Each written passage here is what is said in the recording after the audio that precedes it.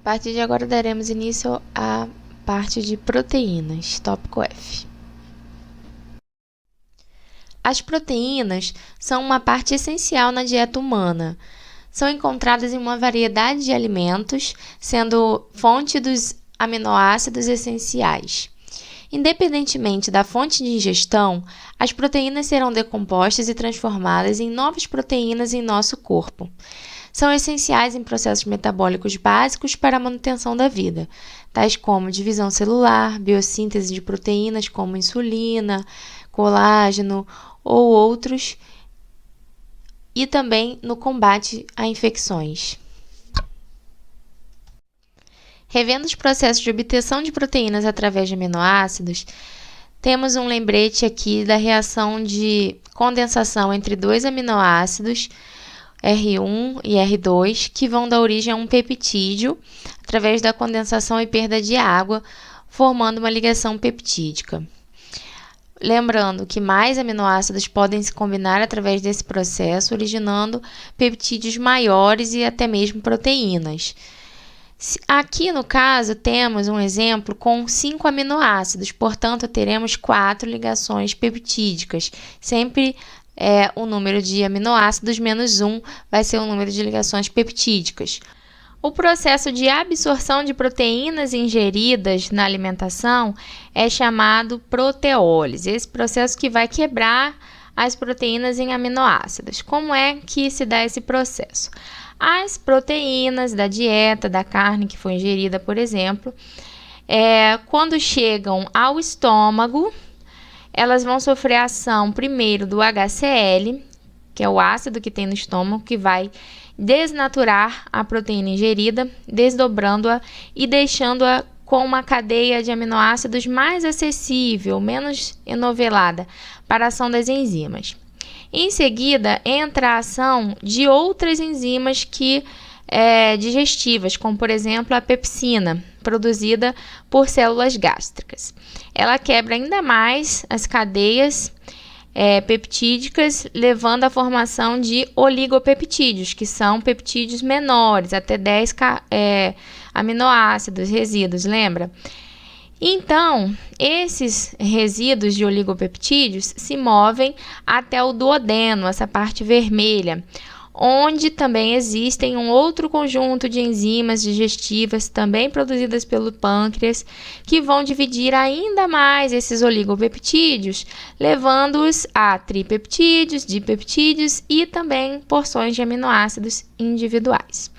Então, agora que estão pequenos, todos esses aminoácidos podem ser absorvidos por células intestinais, onde serão convertidos em aminoácidos individuais que serão liberados na corrente sanguínea, para que alcancem outras células e exerçam diferentes funções. Mas também eles podem permanecer nas células do intestino e levar à formação de novas proteínas intestinais necessárias. Os aminoácidos obtidos da proteólise serão úteis nos seguintes processos metabólicos: biossíntese de novas proteínas, como insulina, biossíntese de tecidos, biossíntese de hormônios, biossíntese de neurotransmissores e no ciclo da ureia. Nutrição proteica. O consumo de proteínas a partir de uma alimentação saudável já fornece a quantidade de aminoácidos essenciais adequada. No entanto, é importante se atentar para a variedade desses alimentos. Uma vez, de acordo com os dados disponíveis na tabela, é possível observar que o teor da proteína varia para cada alimento. Por exemplo, de origem animal, o ovo, 100 gramas de ovo vai fornecer apenas 13 gramas de proteína. Já 100 gramas de carne vai conter quase 24 gramas de proteína. Os alimentos de origem vegetal têm quantidade bem menor, um teor bem menor de proteína. Por exemplo, o arroz, 2,6 gramas para cada 100 gramas de arroz. Então, outra questão preocupante é a digestibilidade, porque os alimentos de origem animal têm maior digestibilidade, ou seja, maior capacidade da gente absorver os aminoácidos contidos naquela proteína. Nosso organismo vai absorver melhor esses aminoácidos do que nos alimentos de fonte vegetal. Esses têm menor digestibilidade, portanto, a gente consegue absorver menor quantidade desses aminoácidos, então acaba ingerindo quantidades inferiores a essas que eles contêm. A Organização Mundial da Saúde recomenda o consumo de 0,8 gramas de proteína por quilo para um adulto diariamente. Para um homem de 50 quilos, daria cerca de 60 gramas de proteína. Só que essas quantidades variam de homem para mulher e também de acordo com a idade. Por exemplo, crianças de 4 a 8 anos precisam ingerir em torno de 19 gramas. Já de 9 a 13 anos, uma quantidade mínima de 34 gramas de proteínas. E também vai variar dependendo das condições daquela pessoa. Se ela for uma pessoa com doença, se ela for idosa, também precisa de quantidades específicas dessas proteínas diárias mínimas na ingestão diária aí.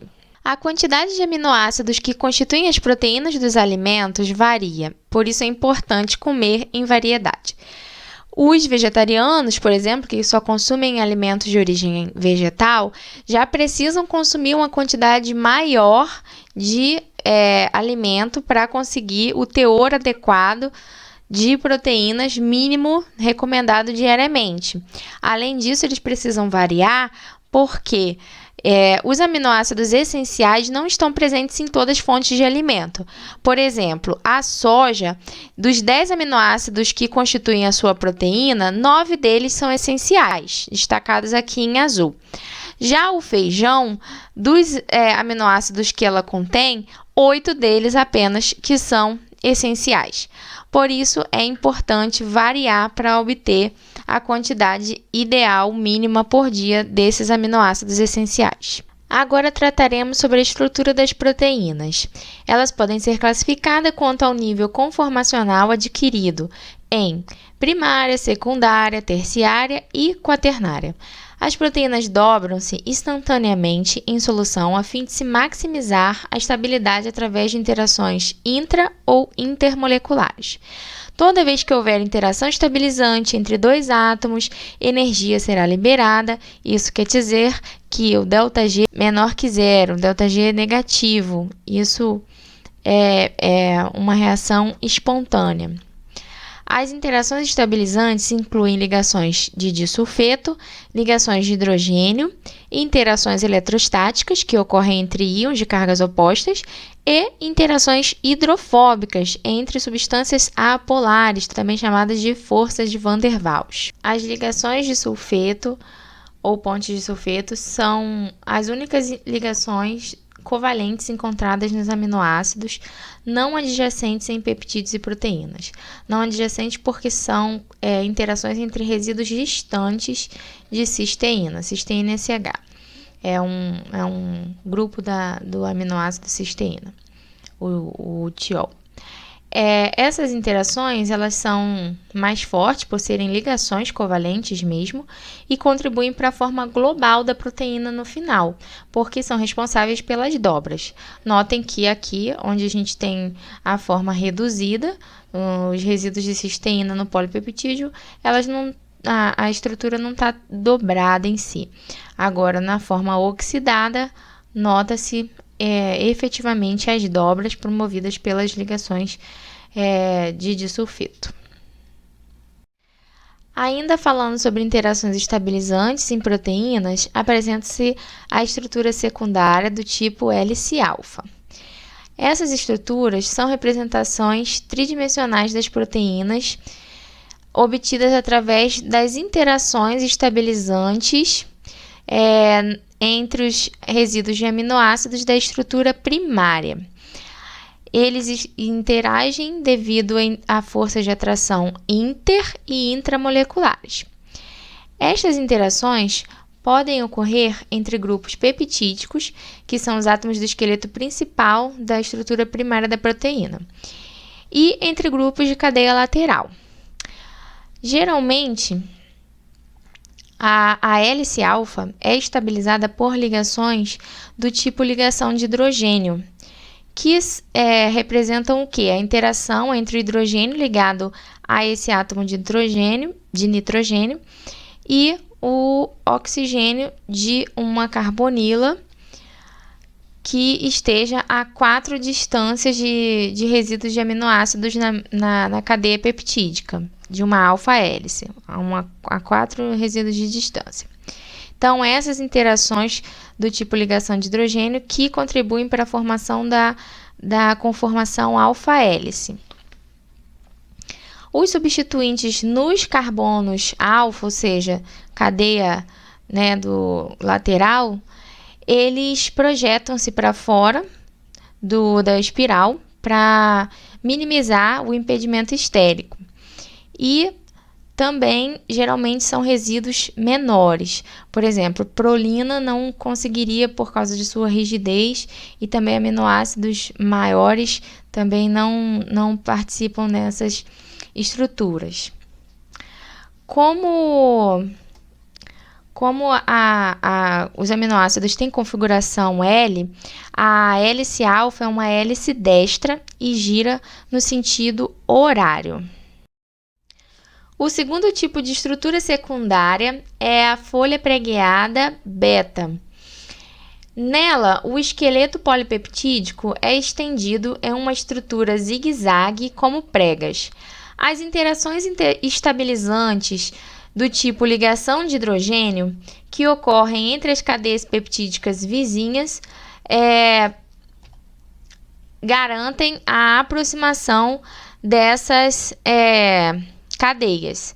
Os substituintes nos carbonos alfa, representados aqui por R, geralmente apresentam interações fortes do tipo força de London, são interações hidrofóbicas, porque a maioria dos resíduos são hidrofóbicas. No entanto, podem ser de outro tipo. Mas, para que ocorra a maximização das atrações por ligação de hidrogênio entre cadeias peptídicas vizinhas, o ideal é que os substituintes R sejam pequenos. Então, de modo que a maioria dos aminoácidos nas folhas pregueadas beta são resíduos pequenos, como aminoácidos de glicina e alanina. Essas cadeias adjacentes podem se estender na mesma direção, ou seja, são chamadas de paralela, carbono terminal com carbono terminal, N-terminal com terminal, vai permitir que os substituintes laterais fiquem paralelos. Ou essas cadeias podem ser antiparalelas, tá vendo? Um C-terminal combinando com um N-terminal, uma porção N-terminal começando combinação com uma porção C-terminal adjacente de estruturas primárias. Então, dessa forma, você vai ter os substituintes em direções opostas, os substituintes de cadeia lateral em posições opostas. Nesse caso, então, temos as folhas betas pregueadas do tipo antiparalelas. As proteínas do tipo folha pregueada beta são exemplos de proteínas fibrosas, como por exemplo a de lã e da seda, e geralmente não podem ser esticadas porque já possuem estrutura praticamente totalmente estendida e os resíduos são pequenos, então não é possível esticar assim como acontece com as estruturas do tipo alfa-hélice. Aqui temos a representação das 4 possíveis estruturas para uma proteína de acordo com a conformação, o arranjo conformacional dessas proteínas. A estrutura primária é a mais simples, ela representa a sequência de resíduos de aminoácidos que constituem o peptídeo do esqueleto principal. Ela é denominada estrutura primária. As estruturas secundárias são representações das atrações intermoleculares estabilizantes de uma estrutura primária, que vão demonstrar esse arranjo tridimensional dos aminoácidos localizados mais próximos entre si, né, dentro de uma estrutura primária. Então, aqui essa aqui assume a forma alfa-hélice, porque essas foram as interações intermoleculares que resultaram nessa estrutura secundária.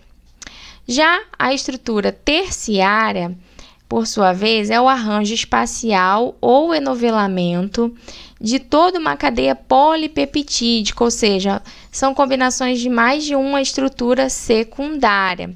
Ela inclui também interações entre aminoácidos bem mais distantes em uma cadeia primária polipeptídica, levando aos dobramentos adicionais que constituem a estrutura terciária. A estrutura quaternária é a disposição de mais de uma cadeia polipeptídica terciária. Então, cada cadeia polipeptídica terciária é denominada subunidade ou monômeros. E quando elas estão juntas, elas compõem a estrutura quaternária de uma proteína.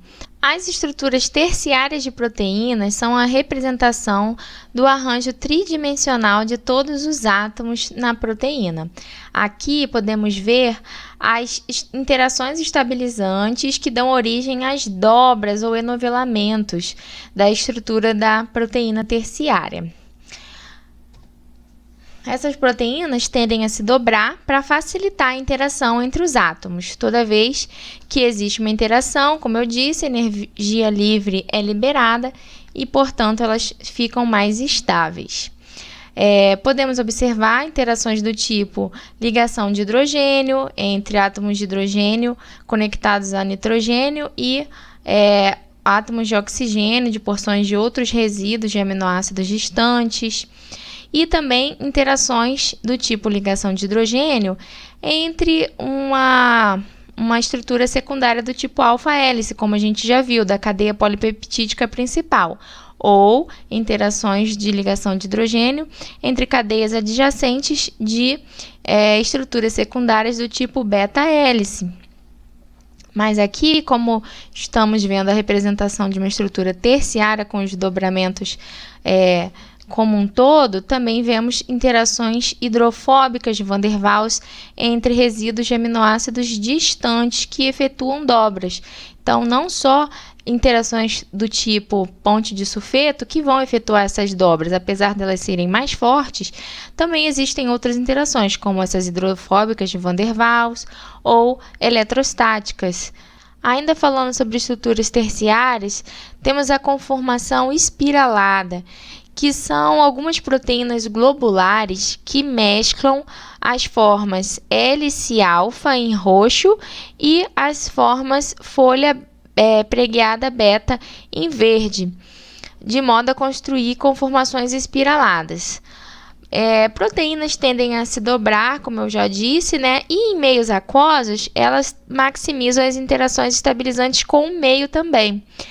Assim, se expõem os grupos polares e se escondem os grupos apolares, de modo a facilitar a formação da proteína globular. Quando grupos apolares se unem, a área de superfície de contato com a água diminui. Então, diminui a estrutura como um todo e aumenta a entropia, o que diminui a energia livre do sistema e aumenta a estabilidade desta proteína. Agora, veremos como as estruturas quaternárias das proteínas podem se dispor. As estruturas quaternárias têm mais de uma cadeia polipeptídica e são denominadas oligômeros. Os hexâmeros a seguir mostram como essas unidades podem se dispor no espaço.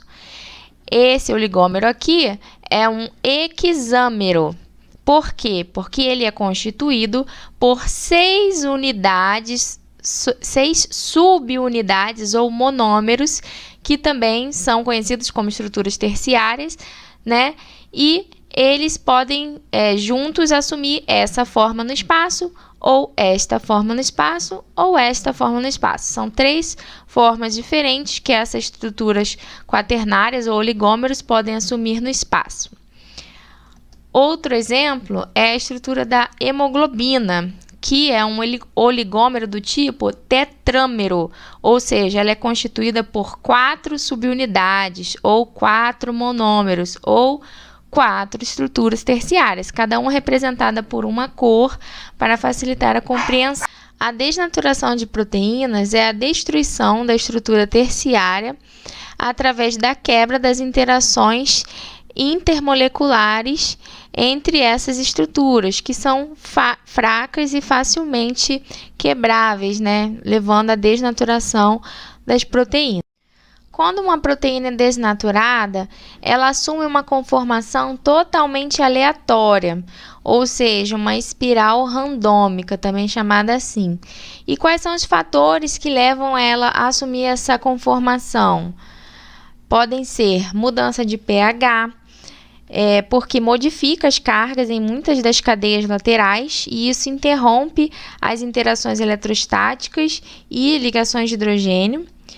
A adição de alguns reagentes, como ureia, que desnaturam as proteínas por formarem ligações de hidrogênio com os grupos da proteína que são mais fortes do que as ligações originais de hidrogênio que a proteína continha. A adição de detergentes também vai desnaturar a proteína, porque os detergentes são compostos que contêm uma parte polar e uma cadeia apolar. Essa cadeia apolar pode interagir com a parte apolar das proteínas, interferindo também os tipos de interações hidrofóbicas normais dela. Além disso, a adição de solventes orgânicos também desnatura as proteínas por interromper interações hidrofóbicas, como eu disse, parecido com a adição de detergentes. E as proteínas também se desnaturam com efeito de calor ou agitação, uma vez que elas podem levar ao aumento do movimento, rompendo as forças de atração. E também é conhecido a mudança que ocorre com a clara do ovo quando a gente aquece ela.